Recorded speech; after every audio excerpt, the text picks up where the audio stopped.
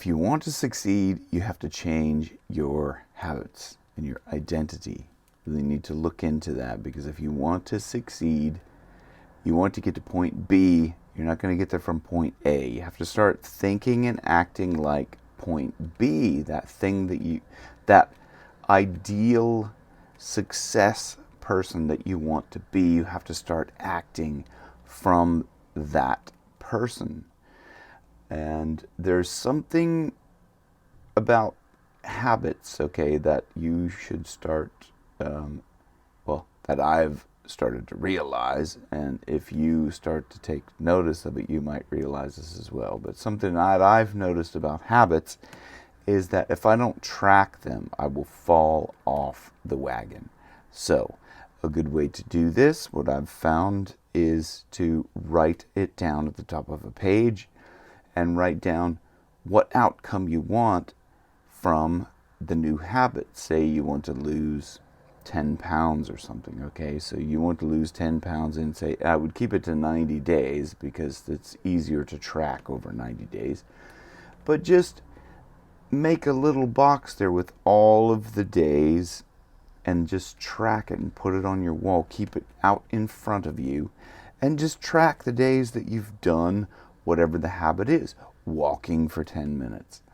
And habits, the best part about habits is that all you have to do is just start the habit, okay? Sometimes it's just starting the little thing, like putting on your running shoes. Like, say you don't have to go, I'm going to run 10 miles every day. Your new habit could be putting on my running shoes. And then the next day you might feel like, if you have your running shoes on, you might get up out of the chair and actually do a little bit of walking. Anyway, that's part of the thing for success that I've discovered and I've noticed through people who have habits of success, is that we do not get what we want in life, we only get our habits. So if you want to lose that 10 pounds, you're only going to get the habits of somebody who is a fit and healthy person. So you got to develop those habits, and I've found the best way is to track those. Now, a lot of these habit books, for example, like James Clear, Atomic Habits, great book, love it. It talks about the habit loop. So you've got the trigger, the action, the reward, or you've got the cue. Trigger. The cue is like, say, looking at the cookies.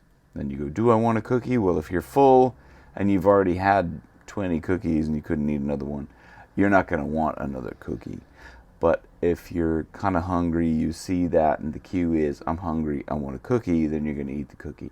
So it's the cue, then the trigger, which is seeing the cookies or like putting the cookie to your mouth, and then that's the action.